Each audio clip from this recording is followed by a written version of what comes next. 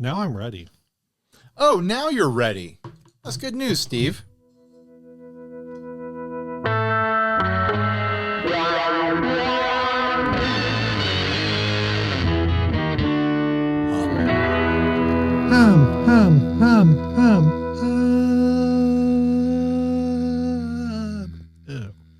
Hey everyone, I'm Ryan. And I'm Steve, and this is 60 Cycle Hum, the guitar buying, selling, trading, modding, fixing, breaking, reviewing, playing podcast. Nailed it! Damn, Steve. I sounded so serious. Podcast. I'm a robot.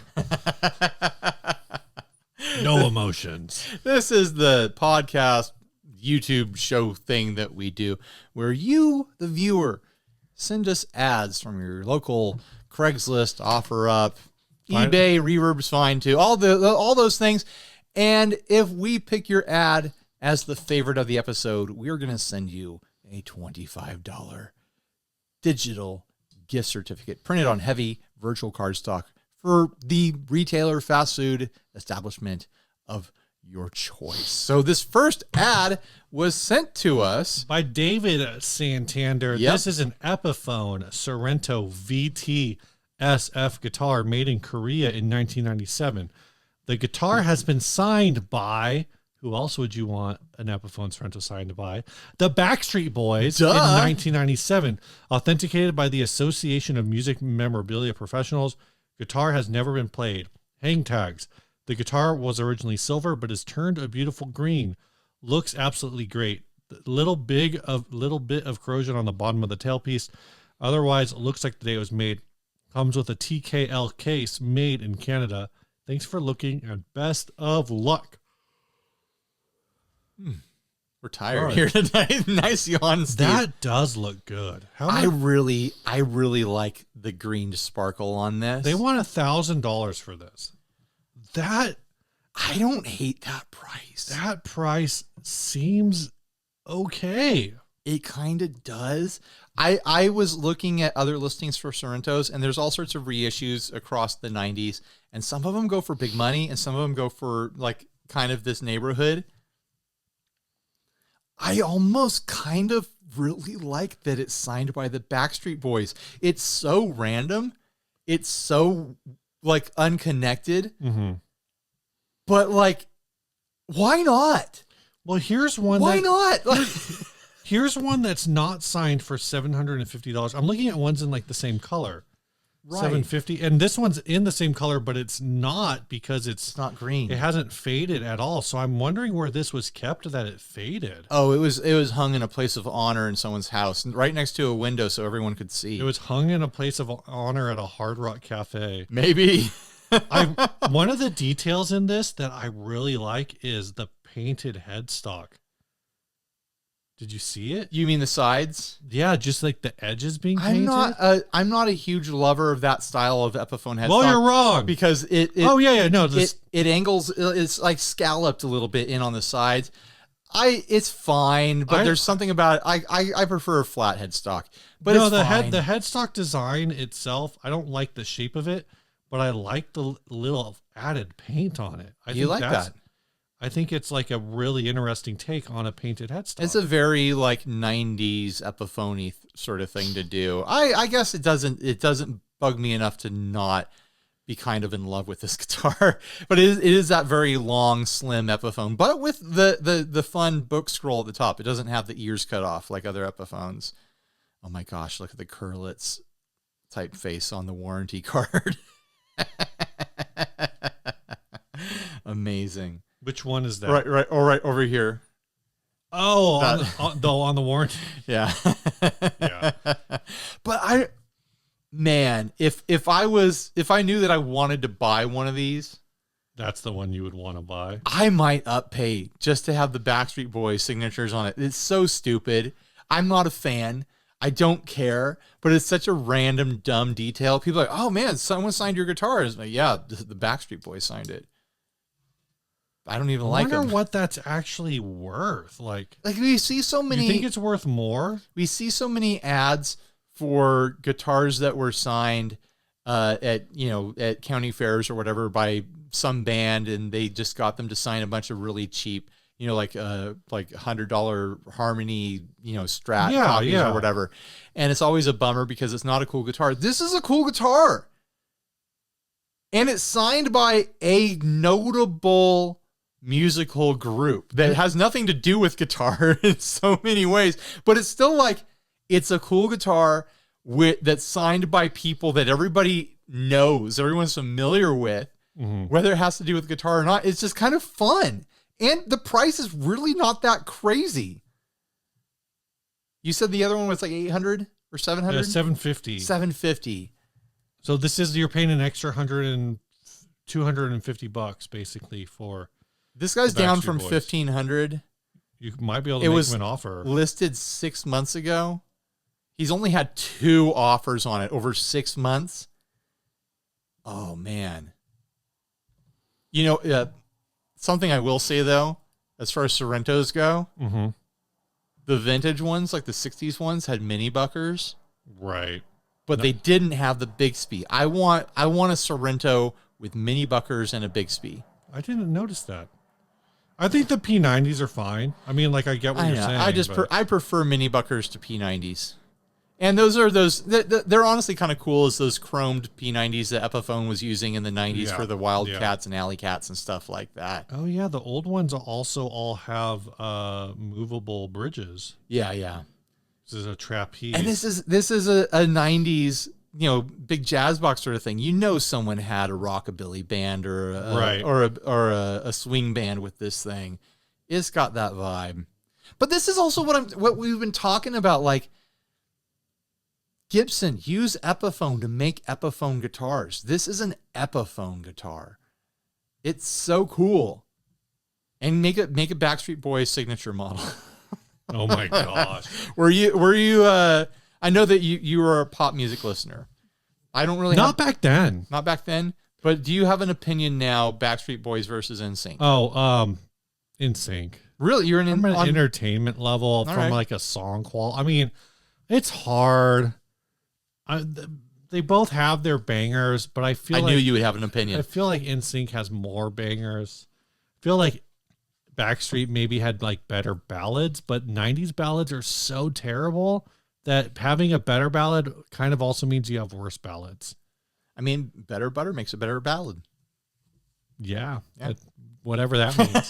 That was an ad campaign for a butter company. For ballads. Better butter makes a better bun, I think is what it was. I mean, better butter makes better bun. It is kind of like unfortunate, but this is the case in, for a lot of things. Like, only one member of NSYNC still has a career. No members of the Backstreet Boys. I mean, I should say like a known career. I think Brian Littrell from the Backstreet Boys lasted a long time after he switched to like the contemporary Christian music market. So maybe he's still a lot doing more stuff about there, all this than I do. But yeah. Would you rather this guitar? It's less that I know a lot about the music. It's that I married into a Backstreet Boys NSYNC powerhouse of a wife. Well, you married a wife who knows all trivia. Like, she just knows all trivia across the board, especially music trivia. Yeah. Especially 90s pop music. But would you rather, like, okay, here's my question. If you were going to try to convince your wife that buying this was a good idea, but you could wave a magic wand and change it from being either Backstreet Boys signed or NSYNC signed, which one it's NSYNC. It would be NSYNC? So it would be a tough sell on the Backstreet Boys. Are you saying to like convince her or to convince her like as an investment? It's definitely not to ask her permission, but to convince her that this would be a good buy. NSYNC for sure. Okay. Yeah. It would be a better buy. Because Timberlake. All right. Okay. Yeah. All right. Yeah. To me, Backstreet Boys is funnier. It is funnier. It is. They're both actually. I mean, they're both funny. They're both hilarious. Right. But it's kind of like I feel like But also, I feel like I respect the Backstreet Boys more musically, and I don't know why. Right. I feel like it's almost like the question is, I'm like the analog is like, would you rather have a guitar signed by? I'm trying to think of an analog now. If you can't think of an analog, think of a digital. Yeah. Would you rather have a guitar signed by I don't know, something. I'm trying to think of like groups where somebody broke out afterwards. Oh, okay. Okay, I get what you're saying, and I can't think of anybody either. They had like a solo career, you know? Right. Or like, would I rather have a guitar signed by Sting or by the Police? No, because it has to be something that's like stuck in time. I don't feel like the Police are stuck in time. Okay. I don't know. I mean, what's the analogy? Right. What's the analogy? Help know. Steve out with his analogy. Yeah. Yeah, unless the other ads really tickle me, I think this one's going to win for me. It's probably like, would you rather have a guitar signed by the Byrds or that doesn't work. I was going to say the Byrds or by Crosby, Stills, Nash and Young, but there's a lot of crossover there. Right. There? It's tough. It's tough. Like, what's an act where someone left to find like bigger success on their own? Yeah. Like, would you rather have a guitar signed by Wham or by George Michael? No, I'm saying it all has to be like, it's like, would you rather have a guitar signed by Wham or by the Thompson Twins? Oh. And you'd say like, well, they both the Thompson, like if you just looked at the Thompson Twins now I'm following your versus logic. Wham, like the careers as those individuals, as those groups, you'd be like, well, maybe that's a toss up. But one of them has George Michael. Yeah, when you get the Wham signature, you're getting the George Michael signature, and that's the one you want. Right. You don't collect Mariners cards because you want Dave Valley's baseball card. You collect Mariners card for Ken Griffey Jr. You know what the ultimate example is? Like a classic old school example. What is it? Simon and Garfunkel. Oh yeah, yeah. You know, do you get Simon and Garfunkel's signature, or do you get who is a competitor? Garfunkel's just kind of on there. You got Paul Simon's. But who? I don't even know who the competitor. Or do you get the Byrds? I keep coming back to the Byrds. Well, then, I don't know. You could do like Peter, Paul, and Mary. Like, do any of them stand out as? Yeah, no, that's actually, or like, yeah. Do you get Peter, Paul, and Mary's signature, or do you get Simon and Garfunkel? Right. If you just look at like their bodies of work, they both were pretty good. I mean, Simon and Garfunkel is better than Peter, Paul, and Mary, but I don't know. You could make arguments. I feel like they're in the same class. Okay. But I feel like I would rather have a Peter, Paul, and Mary signed guitar, as weird as that is.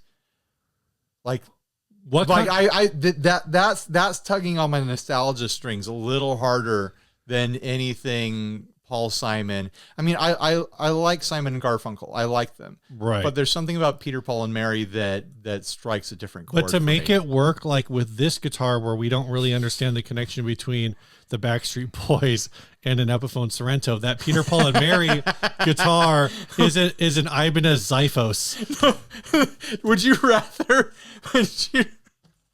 Would you rather have a drum machine signed by Peter, Paul, and Mary? Simon and Garfunkel. Would you rather have an auto-tune rack unit signed by, oh man. I mean, honestly, like going back, it's would you rather have something signed by, the Mamas and the Papas or Crosby, Stills, Nash and Young? Mm-hmm. Where it's like, especially in the case of Crosby, Stills, Nash and Young, you're getting the signatures from at least Crosby and Young. Yeah. But also Stills and Nash. They're there too. They're all there. The whole gang. Yeah. All right, let's move on to business. Yeah. Yeah. Because this is a business podcast where we do big guitar podcast business. If you want to help us invest in our futures the way we're helping you invest in your entertainment, you can head on over to patreon.com/60cyclehomcast, where for as little as $1 a month, and we've said it before, if every single person who watches the show gave $1 a month, that would really be a lot of money. It's only it's less than the cost of less than the cost of a cup of coffee a month. You could support two idiots who live in Southern California these days for less than the cost of tipping on that cup of coffee. You tip per month. You tip it. I don't buy coffee. Yeah. But like you go to the register anywhere now, and you're going to end up tipping a couple bucks on accident. They're going to trick you with that. You're going to feel bad, and you're like, yeah, I'll tip 15%. I didn't say this last week, but if you're listening to the audio format of this, and I don't know, About 10 minutes ago, you were hit with 2 or 3 ads from Spotify, and you were like, I don't really want to hear those ads anymore. Sign up on Patreon. I post the episodes every week on now. I don't have the full catalog on there, but you know, it's $1 a month to not hear Patreon ads. But from now forward, not to not hear Spotify ads. Not hear Spotify. That's it. $1 a month. But that's another something I want to say that popped in my head after last episode. Yeah. Then the really neat thing about the Patreon funds is that we don't have to second guess ourselves. We don't have to like get weirdly. You remember when we were in bands together and be like, well, how are we going to raise $150 to get to get shirts printed? And how is that going to make sense in the long term of our lives? We don't have to sit and like think about that anymore. It's like, oh yeah, we need, you know, to pay for Ubers, or we need to pay for this service. We need to pay for this hosting. We need to buy a camera lens or like a piece of equipment went down, or Steve wants lights so he can film in his home office now. It's like, oh yeah, just do it. It makes it easy for us. It just keeps us funded so that we don't have to scrounge and get weirdly creative, and or just do without and just be like, oh no, we can't do that. Yeah. Like we're pretty good at being budget-minded people. We're not out there just throwing money around. We try to make sure that everything that we spend, the money that you send us on, is put to very good use and makes sense for what we're doing here. But it just feels so good not having to worry about for sure how we're going to fund all this nonsense, you know? Yeah. So huge thanks to all the Patreons for making this possible. Thanks, everyone. That's why we roll your names at the end of every podcast and during every Patreon-sponsored YouTube video that Ryan made. I roll the Patreon list during Christmas dinner so my family can see. Like these are the see who paid for it. Santa's not real. These are the people that are real. Yeah. This Santa sponsored by Jason, or brought to you by Jason Welch. This I when I give them gifts to my kids, Christmas and birthdays from Sassy Cat. It's from the Patreons. I write out every Patreon on the from part of the card. Why don't you just print out the CSV, dude?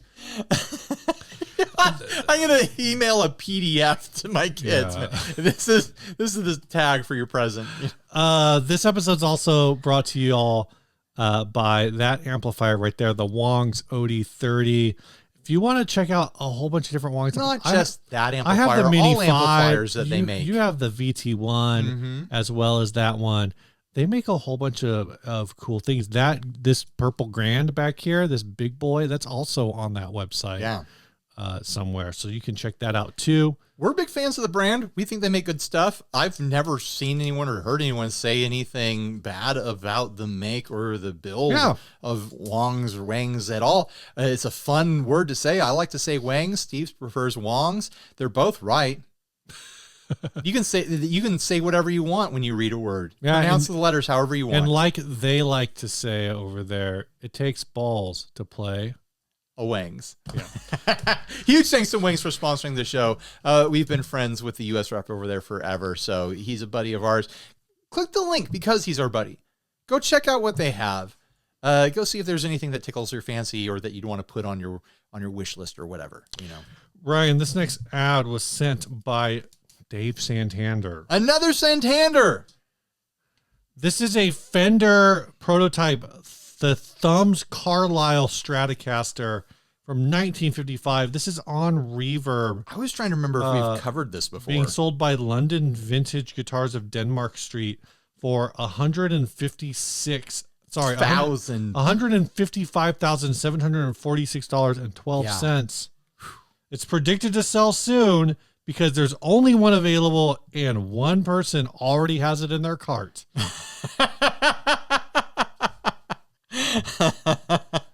That's a wild thing to do, is to look at something like this and put it in your cart and then never actually buy it. It's interesting to me that this is serial number 7070. Is that because there's a code to them? I don't know how that would fit the code. Or were there already 7,069 Telecasters by the time this was made? You mean Stratocasters? No, this is a prototype Stratocaster. Why did you say Telecaster then? Oh, but this would be from 1955, and wasn't the first year of the Stratocaster like 54? I think 54. Yeah. So that something that's got my imagination going on this, because either this little bit of text here or another thing that I read on it was saying that it might be a predecessor to the Jazzmaster with the 2 pickup sort of thing. But there is a picture here, because this is the year after the Strat was launched. Right. There is a picture here of the routing. This is also like, I think 2 years before the Duosonic launched. I look at this and it looks like a prototype Duosonic. That routing there. Yeah. You got 2 singles. One is angled, one is not. It's reverse of what a Duosonic would be, because a Duosonic, the bridge would be straight and the neck would be angled. Right.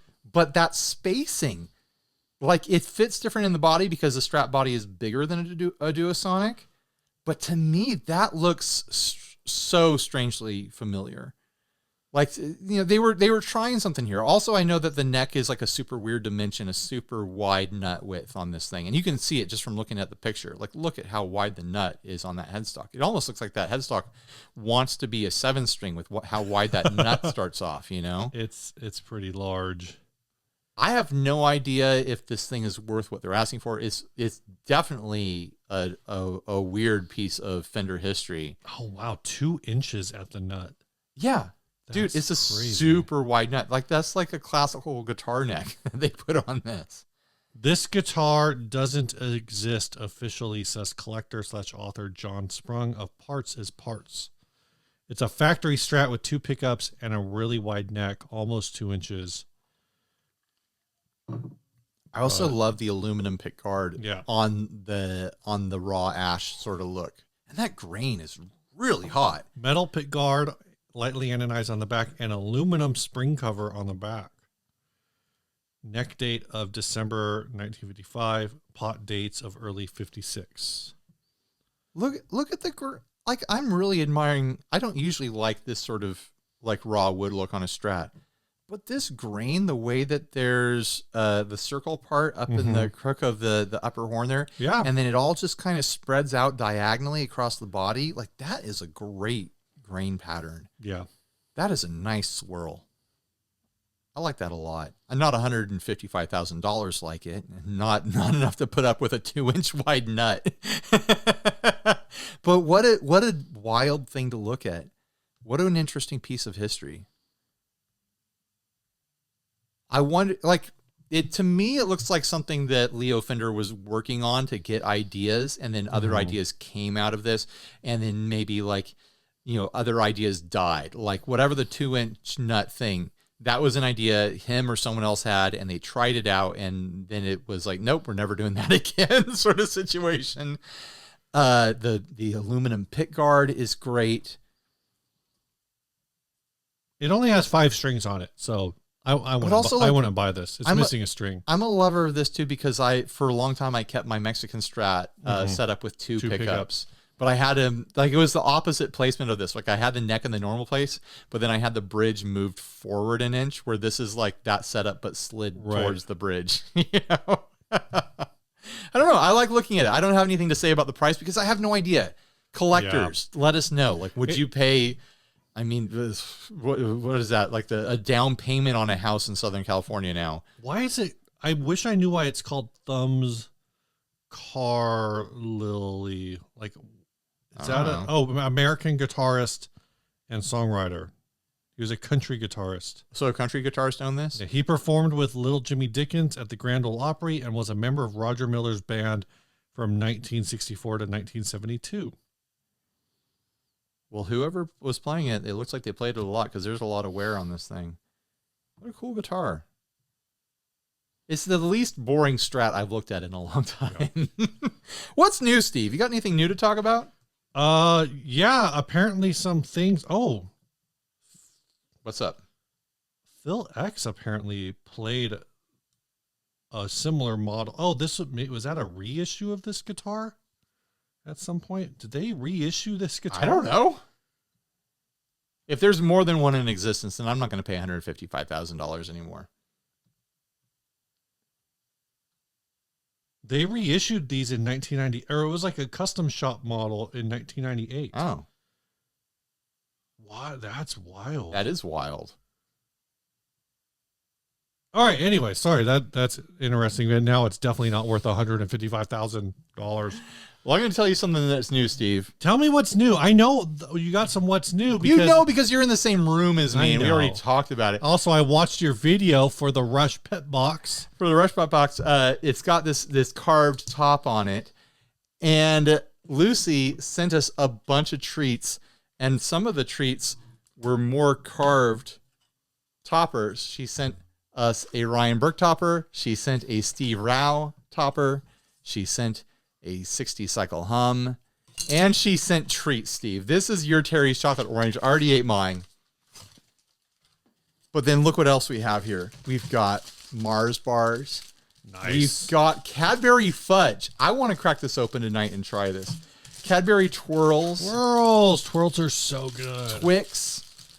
And we've got some shortbread. So Steve and I are going to be splitting these up tonight, and I'll send Steve home with half of them in plastic bags. But I want to try this fudge right now. Are you down? Yeah, let's do it. Okay. Oh, good. They're individually packaged. That'll make it easy to distribute them amongst your families. 98 calories. Nice. Here we go. I can afford this. There goes my diet. Oh, it's got like a cookie or something inside. Whoa. What is that? This is not what I was expecting. No. I was expecting fudge. Like this is. What is that supposed to be? It's delicious. It's fudge. They call that fudge. It's definitely different from what we call fudge. Mm-hmm. Of course, here fudge is like a loaf of chocolate. Yeah. There's something white in there, and it's chewy, a little bit of almondy sort of characteristic to it, but I mean, it has the texture of fudge. This has the texture of fuzz. That's right. This has the texture of fudge, but it doesn't have the flavor that I would have expected. No, not at all. And they don't describe the flavor on the package. It's strangely delightful, even though I can't place what that flavor is. I like it quite a bit. Odd. Like it's kind of refreshing in a way. First, let me finish chewing this. It's stuck in my mouth. Something I want to say, Steve. What? Oh, say I'm going to do that clearer. Something I want to say, Steve. Yes. Is that in the video of the pet box, I made a big point talking about these etched plates. Yeah. That Lucy over there at Rush Amps is carving these with the same vintage antique engraving machine that her dad used since the 60s. Mm-hmm. That means that this plate here and our name plates that she carved for us were carved with the same machine that carved the plates on the pedals that the Beatles used, that the Animals used, that like that Hank Marvin used. We're now by Kevin Bacon rules, we're like two Kevin Bacons away. The same machine that carved the plates for a product that the Beatles used was used to make these objects that I'm holding now. Like there's a connection element there that is just so cool. And like I've been just a little bit too excited for this two knob fuzz that makes a great big farty Velcro ripping sound. But like this is the vibe of it. Like I don't usually geek out over like vintagey sort of stuff, but like there's something about the whole pet box deal that has had me excited ever since I demoed it. You mentioned the Animals, and I finally last weekend went to the zoo. I hit up a garage sale. Uh-huh. And bought the Animals' first album. Oh, nice. Which has House of the Rising Sun and nothing else that I've ever heard before. As well as I got that for $5. And I got for $5 I think it's the reissue of Hendrix's In the West live album. Interesting. It's really a fun listen. So I was listening. That's the first Hendrix album I've ever owned. Congratulations to me. I just picked up a Hendrix album too. I don't actually know which one it is, but my mother-in-law handed it to me. And nice. It doesn't have a sleeve on it. It's just the record in a plain envelope. Oh, interesting. So I need to pop that on the player. I Another new thing for me, Steve. Yeah. I don't know if you have something new to mention. No, that's it. So Vulture Shock is completely dead now. Oh no! It's finally all the way over. The members who have the most sway in whether or not it existed called it done. They put a fork in it. So I'm officially down to just one band. I'm not playing at church right now. Vulture Shock is over. That goth band I was playing with ended months ago. Right. Now it's just Dinosaur Ghost, and we barely practice. I was going to say, we play a couple gigs a year. You have anything lined up for the rest of this year? I don't. This is something that I was talking to Jay Leonard Jay about when I went out to Florida with him weeks back. I want to be in a band. Right. I want to have a musical relationship with people where we're like, I'm just going to vomit out my wish list right now. Okay. And once I vomit it all out, it's going to be like, well, Ryan, that doesn't make sense. It's never going to exist for you. So like, you just need to settle on some project. I want to have like a musical collaborative community experience where like I have this musical relationship. You want to be in a cult? No, I want to have one. I want to have a musical relationship with people where like we can be free and creative and like pass ideas around and have like songwriting sessions and stuff like that. I want it to be for a cool band that makes cool music. I think it'd be fun to be in a band with a lady singer. I'd love to be in a band with a lady singer. I think that would be a fun thing. Most of the bands I've been in, I've been the singer, and I don't want to do that again. I really just want to be a guitarist. I don't want to be the front person. I don't want to do all the work. I don't want to do all the booking and stuff like that. I don't want to be the songwriter. I want to be there for the songwriting. I want to contribute to the songwriting, but I don't want to be writing lyrics and all that sort of stuff. I want to make music that I'm proud of. That I think is cool and I think that people would want to listen to. But I also want it to be easy. I want it to be very local to me. I don't want to have to drive more than maybe half an hour each way to practices. Sure. Which a lot of the listings for bands starting in San Diego are way out East County. Of course. Or they're always are. Or they're super North County or super South County. And I'm like in the middle. Like there's very rarely anything around my area. And, I don't want it to take over my life and be a whole thing. I just want a really good band that I can be super proud of with talented people I like working with, and it's not too serious, and it's not a big drive for me, and it's really nice and convenient, and it doesn't cost too much money to be in it. It's like all this stuff it's one of those things where like you can pick two, but you can't have three sort of thing. So I have a dream of what I want. I can't pin it down, but like it's never going to just pop up on Craigslist classifieds. Like I'm just never going to run into this perfect situation. It's almost like I need to go out and like watch bands and wait for a band that looks like they're having trouble with their guitarist and just sneak into, slide into their DMs, Yeah. But also they have to practice in Mira Mesa. Right. Not Mira Mesa, but like if it there are some very convenient practice. Miramar and Sorrento Valley are also okay, but there are some very convenient. Scripps Ranch is on the border, like practice studios on Miramar Road, which would be very convenient for me. Yeah. But even if it was a project where it's like, oh, we could do quieter practices for that. Like we could do it in my house, in my garage or whatever. Like I'd be down to host that sort of stuff, but like. Also, like, I don't really have the time for it, but I want it, I want to play out. I want to do gigs. I want the musical collaborative sort of relationship. I miss that, So that's where I'm at. Cool. Yeah. Yeah. Cool story, Ryan. Great. So what I'm hearing is listeners, viewers, if you are in San Diego and you are in a band that already has a front man that where all the songs are written by somebody else, but maybe they just need a guitar part.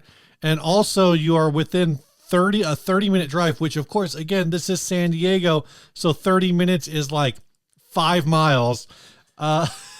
Here's my preferred, like, where I wouldn't giving you a hard time. My bubble where I wouldn't think about it too hard. Right. Like, it's kind of like Del Mar through like South Escondido is like the top end of the bubble. And then kind of like maybe into Santee a little bit on the east. I don't want to go full El Cajon.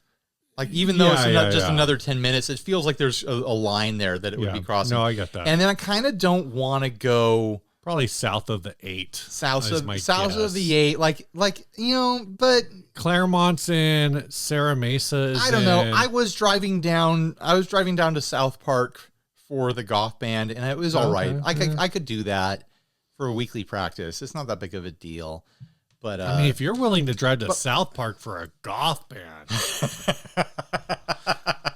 you should be able to drive a lot further for a band that actually makes good music. Like, it's oh my gosh, I know that's really mean. It is. I never even heard any of it. I thought I'm just being a jerk. I thought there were about 2.5 songs where I was like, this is going somewhere that I like, and then a couple songs where I was like, I don't know about this.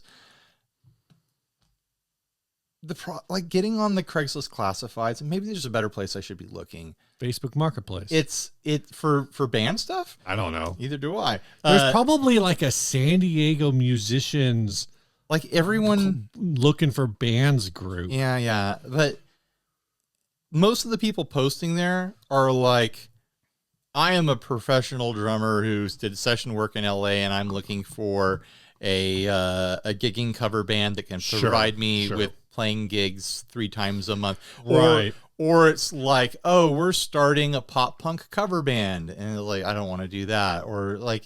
Or some metal guy that's like looking for a metal drummer that can take this to the extreme. Already have gigs lined up this Tuesday. Like all that sort of stuff. Like, I want there to be someone who's just like, let's make cool, weird music. I like these 4 bands. What bands do you like? You know, like something more open-ended where it's not so like, I have my influences picked and I'm looking for a team to put together, like, to do my bidding. Like, and I've been harassing the guys at the Casbah for 9 months, and I told them as soon as I get a band, they better book me. Right.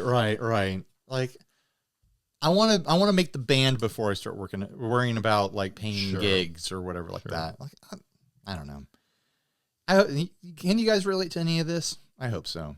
All right, let's move on to talking about other stuff. Let's not make this a 3-hour-long episode like last time. All right, well, before we move on, let's just say that if you want to know about the coolest new stuff from Chase Bliss, who happens to be a sponsor of the show, you need to head on over to chasebliss.com and get on their mailing list. Chase Bliss, they make pedals more creative than you are. And we're not even showing them because you already know what they look like. You already know they're super cool. You know what? Let's be honest.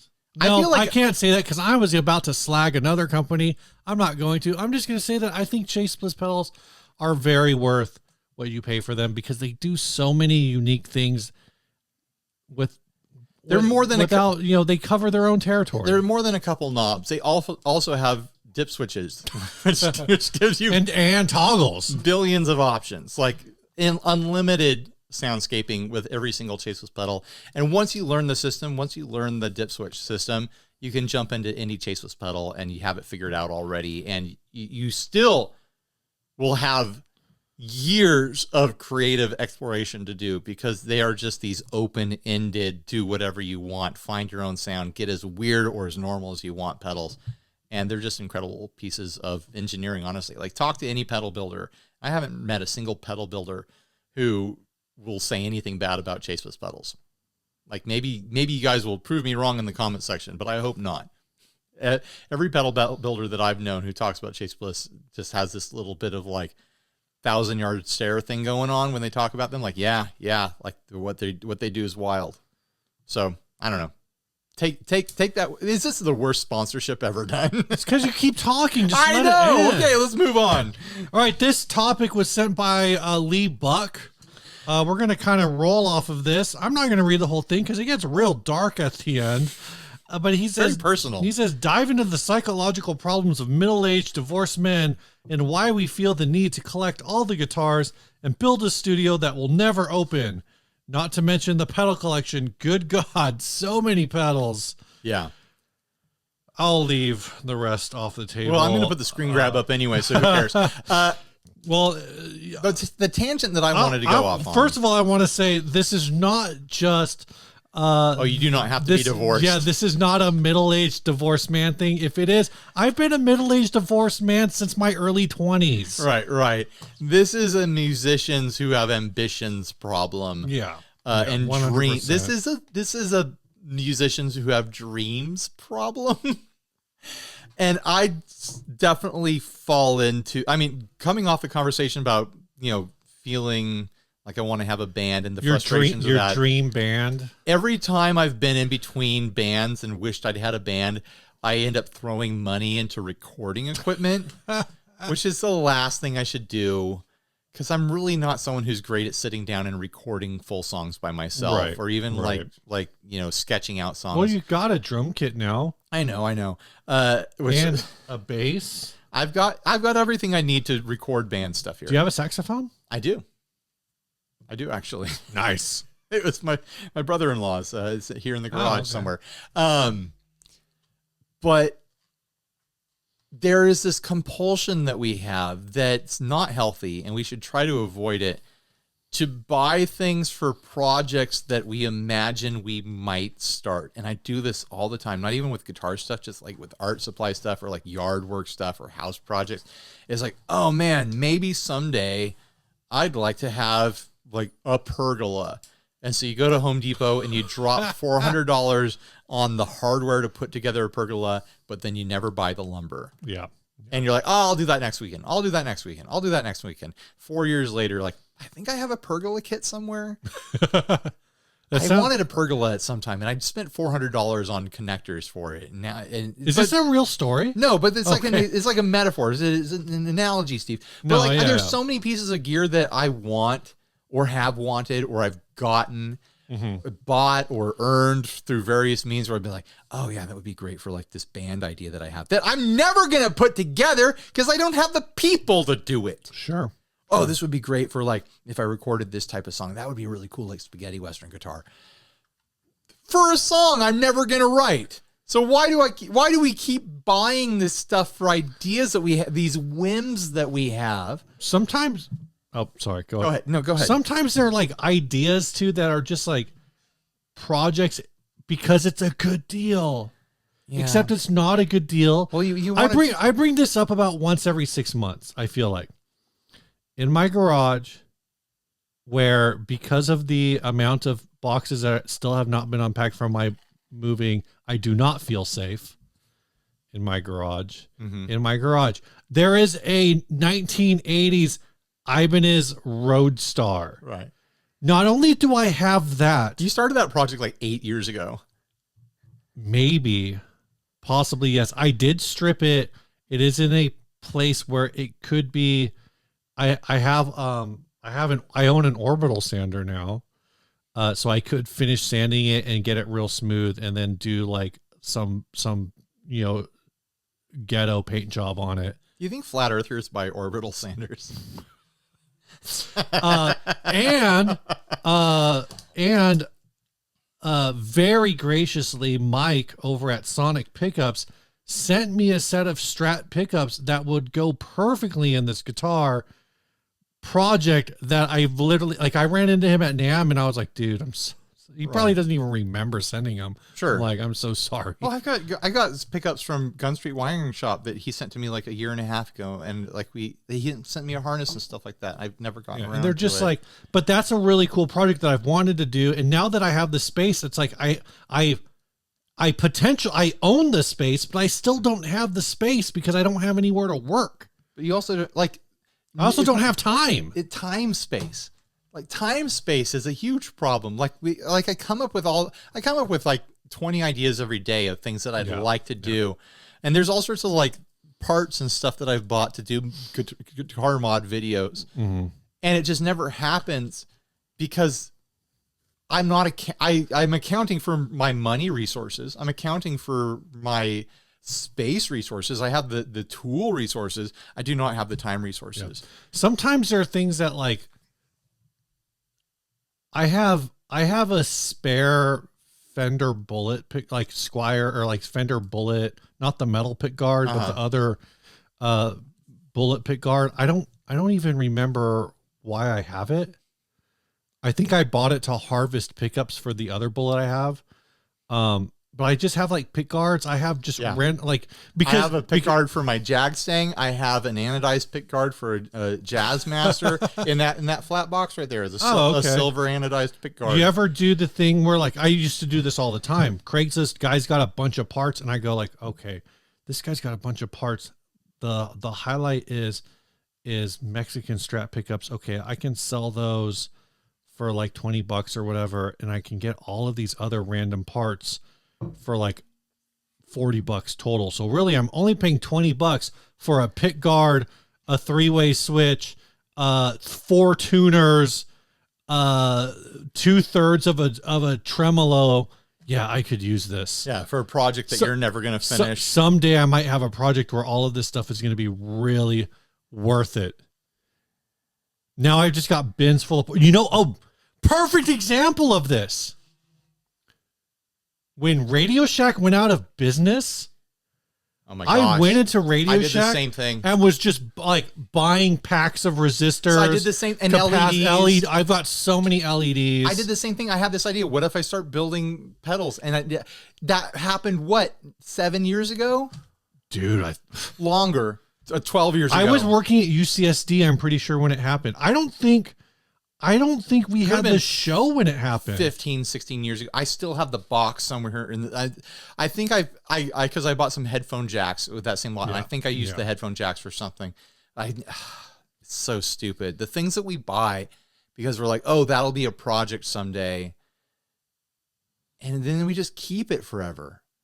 So here's my pitch. I'm not one of these people who's going to tell everyone to stop buying stuff because that's stupid. That's how we have fun around here.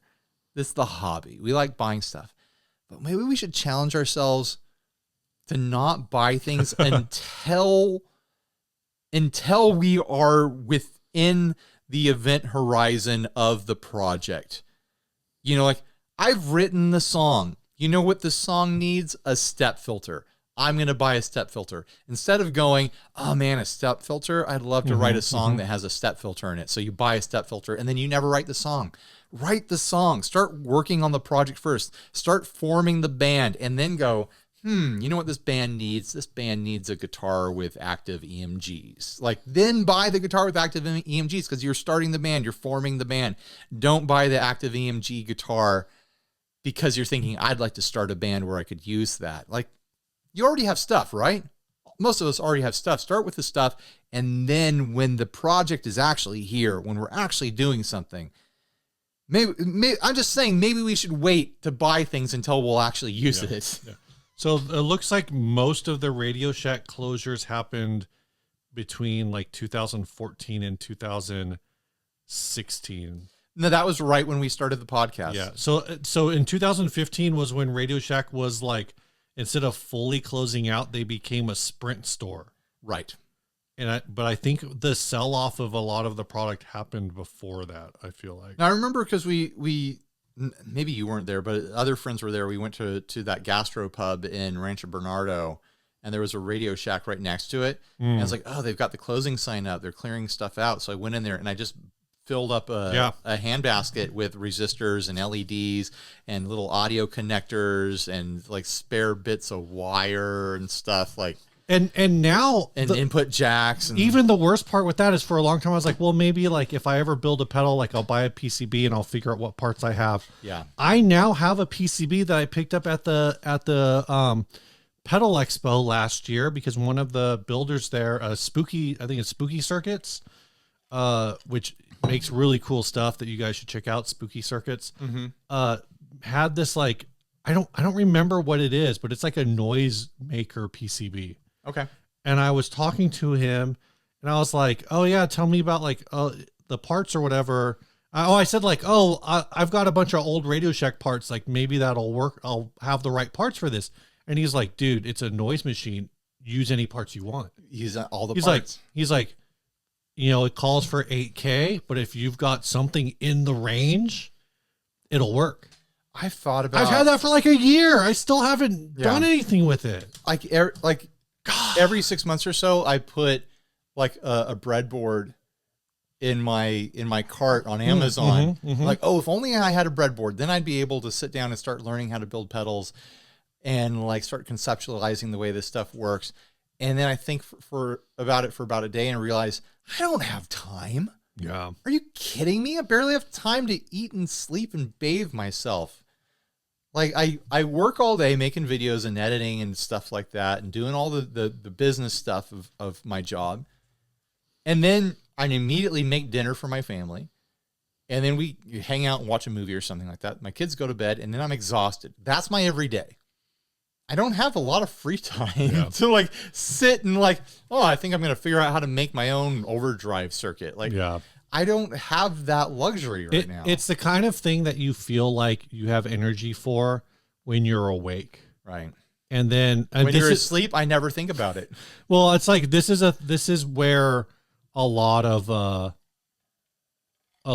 like, well, this is what I tell myself, at least. Like we were talking about this earlier. Like I'm still editing NAMM video because what happens is like the only time I have to do it is maybe at like 11:30 at night.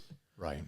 Because it's otherwise I could do it in the middle of the day on a Saturday, but then I'm ignoring my entire family. Even when I'm doing it at 11:30 at night, I'm ignoring my wife, who's like, we could just be hanging out on the couch or whatever and just like having a conversation like two rational adults who live together. Or I could like go edit this thing. But the other part of it is at 11:30 at night, you're shot. I'm just like, if I'm going to go on the computer at 11:30 at night, like I kind of just want to play video games because I'm just going to like shut my brain off and go like, I'm going to play a first person shooter where if I'm lucky, I get 5 kills and I get killed 15 times. Right. Because I'm not good. Yeah. And my computer's slow. Adulting is hard. And I think we want to live big dreams because probably, you know, when we were kids, somebody told us that like, you know, when we grow up, we can be anything you wanted to be. And even though as adults, we're not really the thing that we wanted to be as kids, we still think like, well, maybe tomorrow I can be a pedal builder if only I buy these resistors. My problem at Radio Shack today isn't spoiled dreams. my problem is, and this is going to sound like someone bragging, and I don't mean it as a brag. I'm just talking about my state as an individual. I'm a creative. Like, I'm constantly thinking in a creative space.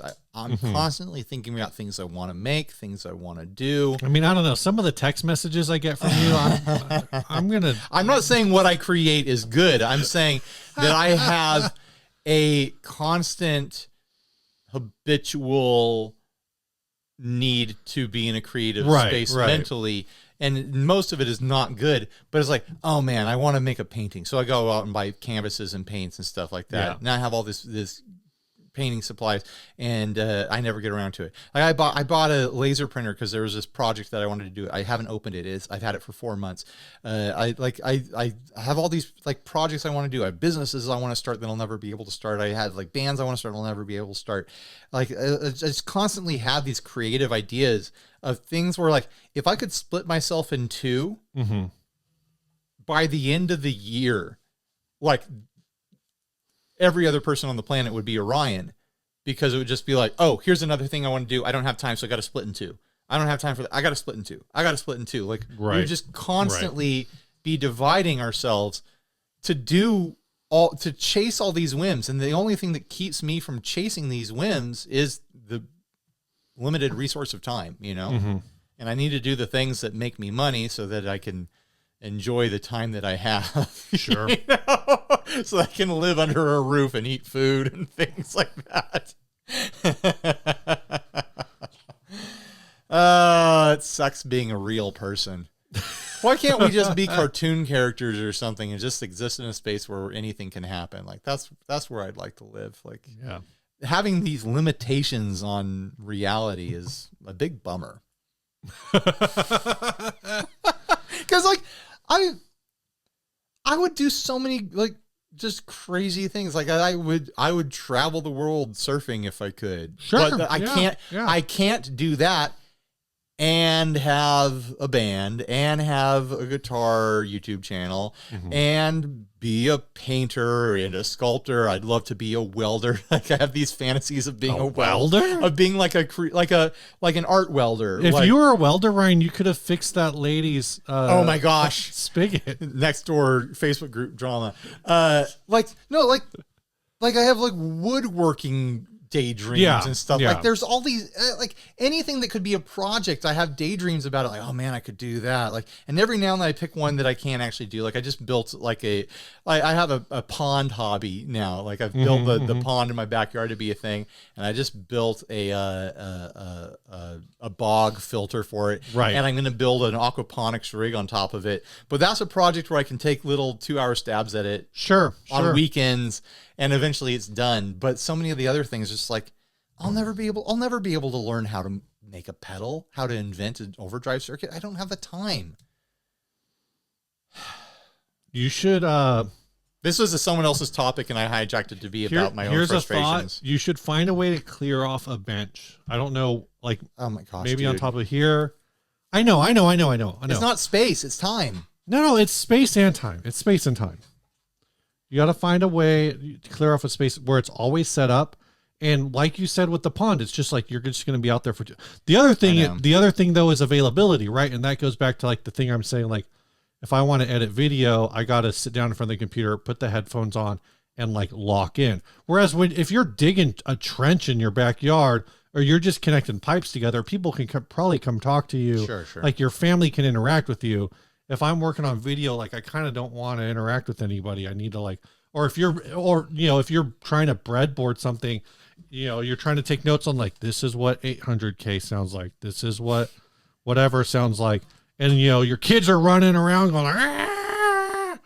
That kind of sucks. Like that, it makes it hard to get into a flow state. Yeah. Whereas like, I always feel like outdoor work, like yard work and stuff, at least for me, the flow state is just, I'm outside. And I'm happy to be outside. Now I'm feeling bummed out that I can't live every fantasy that I have. I have fantasies about opening like hamburger restaurants and stuff. Like, I heard you wanted to turn the Red Lobster into a. Well, I want to tear the Red Lobster into down. a hamburger shop. I liked somebody suggested that Mira Mesa needs an Annie's Fine Burger, and I think, were you the one who said Annie's Fine Burger can go next to the Habit and they can just duke it out? I wouldn't be against that. Like the burger shop, this is all local talk now, local food, geography talk. There's a burger shop in UTC. Oh, Chicago Fire Grill. Fire Grill. I would love it if we had something like that here in town. I mean, it's close enough, but like you're just going to get another chicken restaurant. I know. Well, we're going to get another. They're building another building next to the Red Lobster that's going to probably house 2 or 3 businesses and 2 or 3 chicken shops. Yeah, it's true. The joke in Mira Mesa going to be one is that every restaurant that opens is a fried chicken place. It's going to be 1 hot pot, 1 ramen, and 1 fried chicken. Yeah, we did get a fancy corn dog place.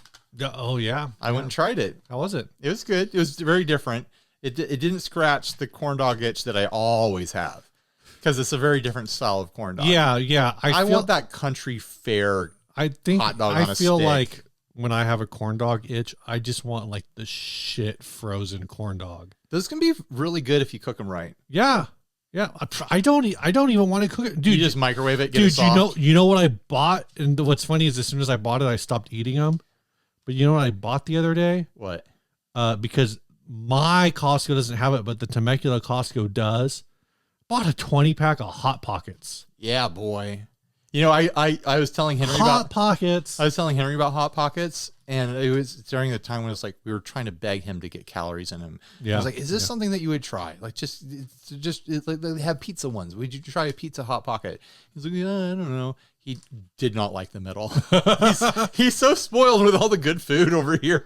like the processed food that I would have loved as a kid. He like turns his nose up at. Yeah.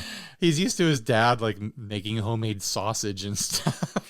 Yeah, man, I got the pizza hot pockets from the Temecula Costco.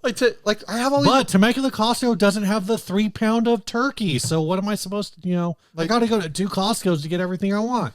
I hate that about the reality right now. Like I have to go to like 10 different grocery stores to get the things I want regularly. But like, here's another thing about all the hobbies that I throw myself into. You're slicing meat. Is that what you're going to talk about? No. Tonight for dinner. Yeah. I made homemade French dips. Yeah. Out of roast beef that I sliced on my own. I have a deli slicer. Did you roast that beef too? I smoked that beef. Nice. That's what I thought. It was so good. And I've been buying like untrimmed, like bulk meat. Yeah. And like learning like butchering things. So I'm like butchering meat. I'm smoking the meat. I'm experimenting with woods and things like that. Then I'm taking it inside and I'm slicing it with a deli slicer because I have this whole food hobby. And I just turn everything into this ever expanding fractal of hobbies and interests. And like, I wish I could I love Philip McKnight because I talked to Philip McKnight and he's like, I only care about guitars. Like, you only care about guitars? He's like, guitars are the only thing I care about. And he means it. He has no other hobbies. Right. It's his only thing. I wish I could have that freedom. I'd have so much time. Like it feels like I have zero time, even though I'm like this week has actually been pretty chill. Mm-hmm. I haven't been crazy busy, but my aspirations are so grand that it feels like I have no time, right? Which is stupid. It's self-inflicted. Imagine how much higher your aspirations would go if you were a middle-aged divorcee. I know. Guys, put work into not being divorced. Maybe that's the real. Maybe that's your solution. God, this is would not be. No, here's the darkness. The darkness is creeping into the episode. You get divorced, and it launches you into such a bad depression that you just don't want to do anything anymore. That would solve a lot of problems. And so you're like, I don't have I'm just gonna go in, record a video, edit a video. Hey guys, welcome to 60 Cycle. Oh, I saw somebody post this the other. God, I'm getting real ADHD. Okay. Somebody posted like, what YouTubers do you? It was like a guitar circle jerk, something about like what guitar YouTubers do you actually like? And somebody posted, and it took me a minute because they're like, the guy I hate is Ryan. When he took the intro away, he stole my reason to live, and I was like so confused. I was like, wait, is this for real? Because it was an unjerk post. Oh. And it took me like a few minutes to realize that he was talking about the demo. Hi, I'm Ryan, and you're watching 60 Cycle Hum. Yeah. And how when you took that away, there were all these people who were like, that's my favorite part of the I couldn't do it anymore. But going back to the divorce talk, I think my wife and I both know that we can't afford to divorce each other. Like financially, it's not something that's in the books for us. So we do this crazy thing where we talk to each other and like work through our problems. Wow. I know. Wow. It's this new thing. It's this new thing. We read about it on the internet and we've been trying it out. And so far, it seems like it's working. Jeez. Hot tip. Talk to your spouse. Have conversations with them if your children will allow it. Oh my gosh. All right. Well, this turned into a whole other conversation. Yeah, Slice of life. Ryan, this last ad is sent by Joey Scar. It's a Rick Kelly moon guitar. It's made out of wood. Are you sure it's not made out of cheese? It's $1,750. It did sell from Alex Custom Guitars. That's the craziest thing. It sold. This is a custom-made Rick Kelly moon guitar. Is Rick Kelly a thing? I don't know. Well, he does a bunch of like weird carvy art pieces. Who sent this again? Joey Scar. I think he sent like 4 or 5 different ads from this builder. Mm-hmm. But this was the first one, and it was definitely the best one. Why are there saxophones on this? That's what I want to know. I also want to know, how are there saxophones on this? I can't. Okay, there might be little screws right there putting them into the neck, but it looks like they are barely hanging on. Like, it looks like they shouldn't be there, and I don't know why they're there. They're like little Christmas ornaments that look like they're barely attached to the guitar in a very inconvenient place. But I'm not sure this is meant to be anything other than a wall hanger anyways. It's like a themed, silly carving sort of guitar.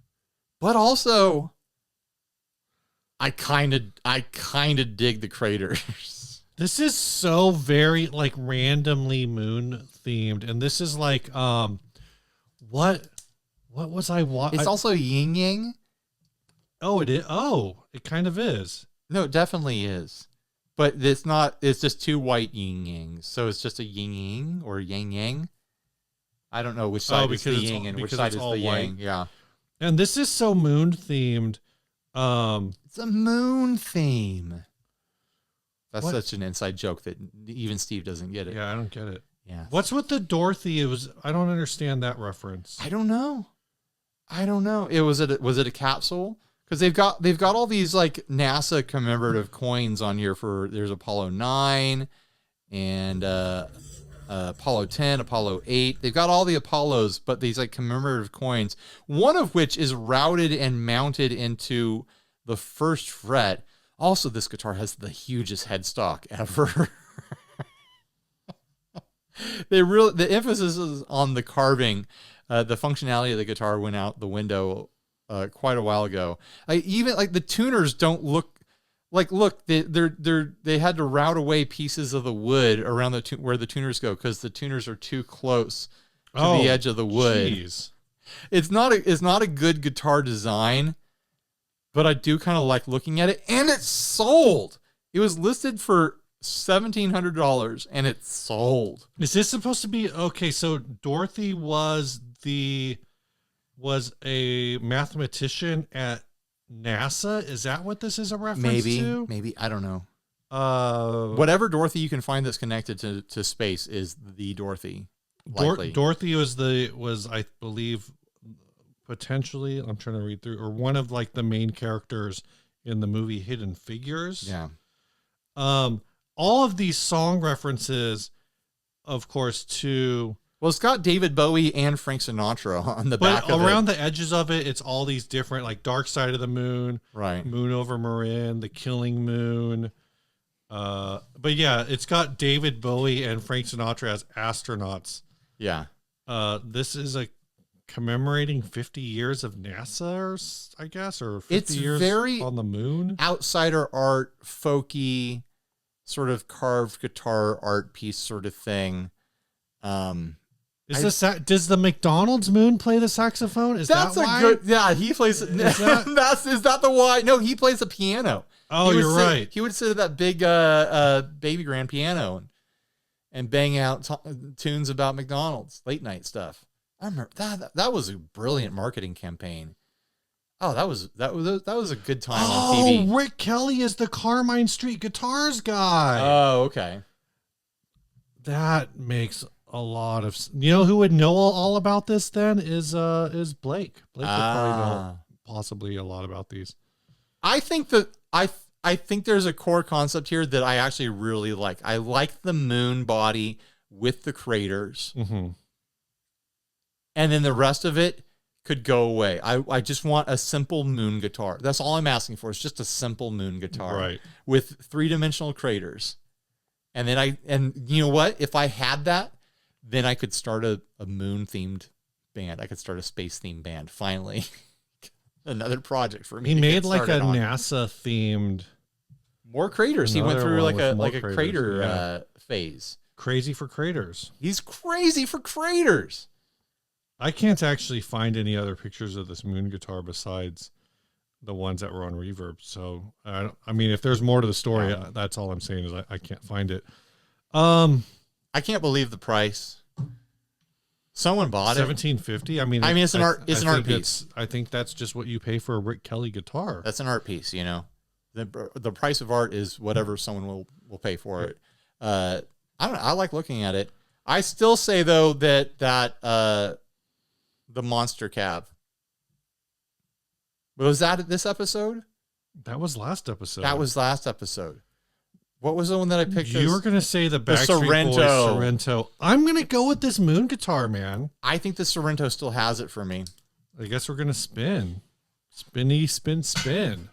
I have not won a spin in a long I know time. you got my curse. I don't feel good about You want me to this spin one. it? You spin it. Here, You we'll spin it. start it off on your side. We'll make sure it's all calibrated here. Make sure that that's not rubbing in any sort of weird way. All right, here we go. You want to blow on it or make a wish? No. That's as fair a spin That's a really good spin. as Ryan. anyone's ever gotten. I'm impressed by the spin. There's no way these results will be anything but random.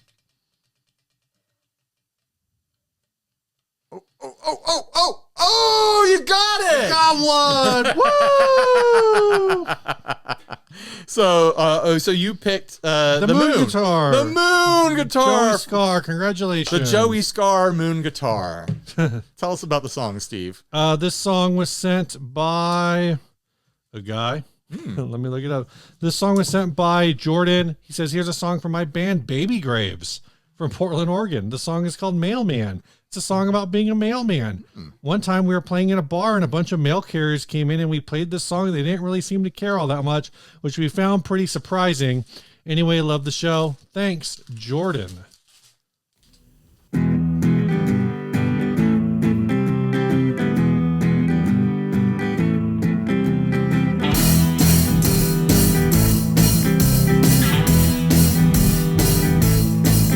Yeah, I'm always on my roof. It rains, sleet or snow. When I see the buzz, yeah, you know it's time to go. I got psychedelic Crocs on my psychedelic feet.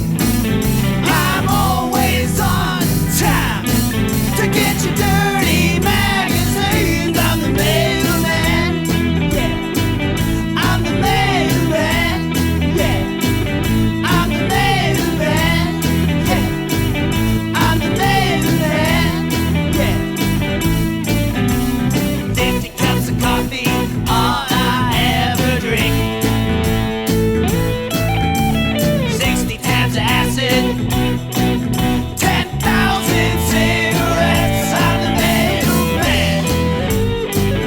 I'm the mailman, yeah. I'm the mailman, yeah. Mailman, yeah. I got an all-weather hat, my own weathered head. I like to practice taxidermy in my garden shed. I'm the mailman, yeah. I'm the mailman, yeah. I'm the mailman, yeah. I'm the mailman, yeah. Got a handlebar stash and muscly legs.